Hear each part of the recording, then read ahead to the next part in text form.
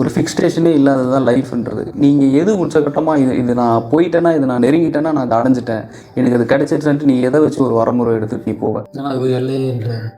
இங்கே எதுக்குமே எல்லையே கிடையாது. நீ ஒரு விஷயத்தை தேடி போகிறோன்னா அது ஒரு லூப் க்ரியேட் பண்ணிட்டு போயிட்டே தான் இருக்கும்.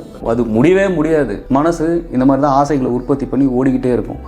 ஆனால் அந்த இடத்துக்கு நீ போகணும் அப்படின்னா ஏதாச்சும் ஒரு செயலை நீ ஃபிக்ஸ் பண்ணிட்டேன்னா போதும். நான் இது ஆக போகிறேன், நான் இதுவாக போகிறேன் அப்படின்னா. ஏன்னா இங்கே வர்ற ஒவ்வொரு ஆன்மாவுமே சும்மாலாம் வர்றது கிடையாது. ஒவ்வொன்றுமே ஒரு வேலையை செய்ய தான் வந்திருக்கு. நீ செஞ்சாலும் அது அதை தான் செய்ய போகுது. நீ அதை செய்ய நீ முயற்சியை எடுக்கலனாலும் கண்டிப்பாக அது ரீபர்த் எடுத்து கண்டிப்பாக அது செய்ய வேண்டியதை செஞ்சுட்டு போயிடும். ஒரு ஃப்ரெண்ட்ஸ் கிட்ட கடன் வாங்குவாங்க, கடன் கொடுப்பாங்க.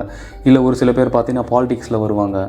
ஏதோ ஒரு சின்ன விஷயமா தான் இருக்கும். அந்த ஒரு மூலப்பொருளுக்காண்டி தான் இங்கே எல்லாருமே இயங்கிட்டு இருக்குது. இதில் இடைப்பட்ட கேப்பில் வர்றது தான் இந்த எல்லா சுழற்சிகளும். ஒரு செயலில் நீ ஈடுபட்டு போகிறது, அந்த விஷயத்துக்குள்ளே ஆழ்ந்து உள்ளே போகிறது எல்லாமே இந்த கர்மா லூப் தான். நான் ஏன் இதை சொல்கிறேன்னா, நீங்கள் உனக்கு என்ன வேணும் அப்படின்றத நீ தீர்மானிக்கிறதே கிடையாது. முதல்ல நீ புரிஞ்சுக்கோ. இங்கே நிறைய உனக்குள்ள அந்த கர்மாவுடைய எல்லாமே பதிவு தான் உள்ளுக்குள்ள உட்காந்துருக்கு. அந்த பதிவு என்ன பண்ணுதுன்னா உள்ளே உட்காந்துக்கிட்டு ஒவ்வொரு செயல்களாக ஒவ்வொரு விஷயங்களாக பல விஷயங்களை கிரியேட் பண்ணிக்கிட்டே இருக்கும். இது எண்ணங்களாகவும் சம் கர்மாவாகவும் இது பதியும் போது நீ என்ன பண்ணுறன்னா அந்த விஷயங்கள் நீ டீப்பாக ஊடுருவி போகும்போது நீ அதில் சிக்கிக்கிற. இப்போ நம்ம என்ன வேணும்னு நார்மலாக ஒரு மனுஷன் யோசிக்கிற மாதிரி கார் வேணும் அப்படி இல்லை ஒரு ஆன்மா கேட்குற ரீதியா. நான் இப்போ உதாரணத்து ஒரு பாஸ்ட் நான் டீகோட் பண்ணணும்.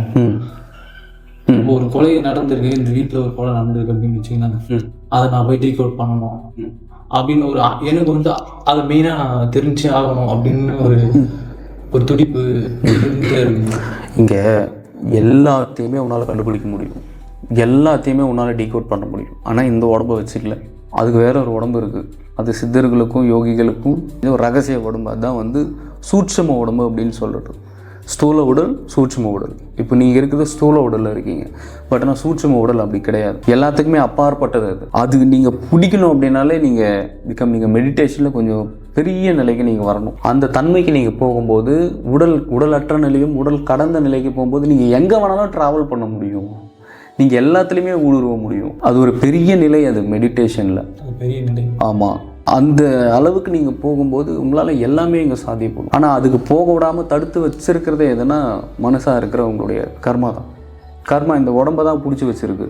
நீங்கள் இறந்ததுக்கப்புறம் எங்கே போக போகிறீங்கன்னு கேட்டால் உங்ககிட்ட பதில் இருக்குமா? அப்போ நீங்கள் அப்படின்னு நீங்கள் எதை எடுத்துகிட்டு இருக்கீங்கன்னா அந்த உடலை தான் நீங்கள் எடுத்துக்கிட்டு இருப்பீங்க இதுக்குள்ளே இருக்கிறதுனால.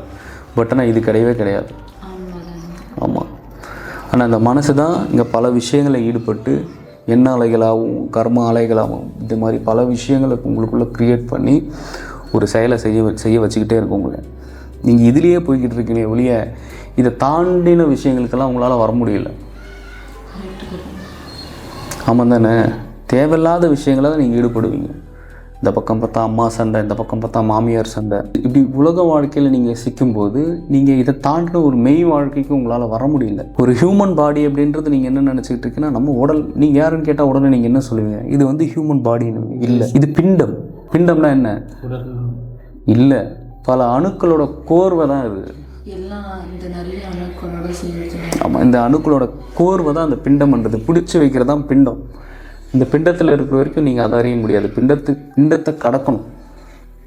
இப்போ பிண்டம் அப்படின்றது இது கர்மா தான். நீங்கள் பார்த்தீங்கன்னா நம்ம ஐயருங்களாம் இந்த 16ஆம் நாள் காரியம் இந்த மாதிரி பண்ணும்போது பிண்டம் பிடிச்சி வைப்பாங்க. எதுக்கு அது பிண்டம்னா அது நம்மள கணக்கு பண்ணி பிடிச்சி வைக்கிறதா. அது எடுத்துகிட்டு போய் எங்கே கரைப்பாங்க? தண்ணியில் கரைப்பாங்க. கரைதல்ன்றது அப்படி கிடையாது. இந்த உடலை அணுக்களாகவே கரைச்சி விட்டுறணும். அணுக்கலைனாலும் அதுலேயும் சூட்சமும் இருக்குது. உடலைனா உடல் கிடையாது, இது கிடையாது நான் சொல்லிக்கிட்டு இருக்கு. அது வேற ஒரு தன்மை. அது அதில் கொண்டு போய் உன்னை கரைக்கும் போது உன்னால் எல்லாமே டீகோட் பண்ண முடியும். நீ எல்லாத்துக்குள்ளேயும் ஊடுருவ முடியும்.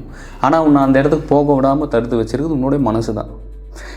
இது ஒரு ஹையர் ப்ராக்டிசஸ் அப்படின்றது. இப்போ பிரம்மயோகம் இந்த மாதிரி ப்ராக்டிசஸ் எடுத்து நீங்கள் பண்ண ஈஸியாக நீங்கள் உடல் கடந்து பிரபஞ்சத்தை கடந்து வேற ஒரு ட்ராவல் அது. ஆனால் யாருமே அதை எதிர்பார்க்கறது இல்லையே. ஏன்னா மனசு உங்களை இதுக்கு வரவே கூடாமல் உங்களை பல விஷயங்களை கீழே தடுத்து வச்சுருக்குல்ல. மேஜராக எல்லாருமே என்ன நினைக்கிறாங்க, ஒரு பணம் சம்பாதிச்சா போதும், அது நம்ம இந்த உலகத்தில் நம்ம வாழ்ந்துட்டா போதும். அப்போது இலுமினாட்டி தெரியும்ல, இலுமினாட்டியோட கொள்கைகள் என்னன்னு நீங்கள் நினச்சிட்டு இருக்கீங்க? ரெண்டே விஷயம். கண்ணு இருக்கிறவங்க தான் எங்களை பார்க்க முடியும், காது இருக்கிறவங்க தான் எங்களை கேட்க முடியும் அப்படின்றது தான் இலுமினாட்டியோட பிரதான கொள்கை. அப்படின்னா என்னென்னு உங்களுக்கு புரிய கூட புரியாது. பிகாஸ் இலுமினாட்டி யாருன்னா என்லைட்மெண்ட் அடைஞ்ச சோல்ஸ். அது என்லைட்மெண்ட்னா என்ன? ஒளி ரூபமாக மாறின ஒரு ஆன்மா. உடல்னா என்ன, மனம்னா என்ன, ஆன்மானா என்ன, வாழ்க்கைனா என்ன, எல்லாமே தெரிஞ்ச ஒன்று. பட் பாசிட்டிவ் ரூட்டில் வராமல் நெகட்டிவ் ரூட்டை கையில் எடுக்கிறது தான் இலுமினாட்டி. இது இன்னைக்கு நேற்று நடக்கிற ஒரு படத்துல பாத்துருக்கேன், ஒரு பிரம்மாஸ்திரால பாசிட்டிவ் வைப்மே வந்து இருக்கும், நெகட்டிவ் வைப்மே இருக்கும். ரெண்டு வைப்புமே பாசிட்டிவ் வைப் எப்படி வந்து ஒரு ஸ்டெப்பா அந்த வச்சிருக்கோம் பவர்ஸ, அதே மாதிரி நெகட்டிவ் வைப்பும் ஸ்டெப் பை ஸ்டெப்பா பவர்ஸ் வச்சிருக்கோம். இன்னைக்கு நீங்க உலக வாழ்க்கையில் இருக்கிற மக்கள் எல்லாருமே ஓரளவுக்கு ஹாப்பியா வாழ்றீங்க, மகிழ்ச்சியா வாழ்றீங்க அப்படின்னா அதுக்கு காரணம் யாரு தெரியுமா? அந்த பாசிட்டிவ் வைப்பை கொடுக்குறதே இங்க யாருன்னு தெரியுமா? ஒவ்வொரு சமாதியில் இருக்கிற சித்தர்களும் இன்றைக்கும் சாதனையில் ஈடுபட்டுக்கிட்டு இருக்கிற யோகிகளால் தான் இங்கே இருக்கிற எல்லாருமே ஏதோ ஒரு ஹாப்பியாகவும் ஒரு நல்லாவும் இருக்கீங்க. இங்கே எல்லாருமே மெடிடேஷன் பண்ணாமல், சமாதியில் இருக்கிற சித்தர்களும் மெடிடேஷன் பண்ணாமல் நிறுத்திட்டு அவங்களும் இங்கேருந்து கிளம்பிட்டாங்கன்னா அதுதான். குரு திருவள்ளுவர் தவம்ன்ற ஒரு அதிகாரத்தை சொல்லியிருக்காரு குரு. அதில் வந்து வறுமையாக ஏதோ ஏன் அதிகமாக இப்போ நடக்குது அப்படின்னா தவம் பண்ணுறவங்க நாட்டில் வளர்ச்சி போகிறதுனால தான். ஆமாம்ப்பா, அதெல்லாம் பண்ண காரணம் அந்த குரலில் வந்து சொல்லியிருப்பாரு. ஒரு ஒரு ஒரு ஸ்ட்ரீட்லேயும் ஒரு ஏரியாவிலும் ஒரு யோகி இருக்காருன்னா அவர் ஒரு பண்ணுற தவம், அவருடைய தவ வலிமையும் அவருடைய தவ வலிமை ஆற்றலும் சுற்றி இருக்கிற அட்லீஸ்ட் ஒரு 1 கிலோமீட்டர் 2 கிலோமீட்டருக்காச்சும் அந்த வைப்பு இருக்கும். ஓஷோ சொல்கிறார், ஒரு புத்தர் தவம் பண்ணார்னா 6 கிலோமீட்டருக்கு அவர் சுற்றின வைப்பு இருக்கும். அவரோட ஆறா 6 கிலோமீட்டர். 6 கிலோமீட்டர்னால் இங்கேருந்து எவ்வளோ தூரம்னு கால்குலேட் பண்ணுங்க. 6 கிலோமீட்டர் வரைக்கும் அவருடைய வைப்பும் அவருடைய எனர்ஜியும் இருக்கும். அப்போது இந்த இடத்துல இருந்து நம்ம தவம் பண்ண தான் அந்த மாதிரி ஒரு தீய சக்திகள் எல்லாமே இங்கே வராமல் அதை அப்படியே தடுத்து வச்சுக்கிறதுக்கான காரணம். நீங்கள் உடலாக இருந்து பார்த்தீங்கன்னா அது புரியாது. ஏன்னாம்மா நீங்கள் முழுசாக உடலை பிடிச்சிட்டு இருக்கீங்க.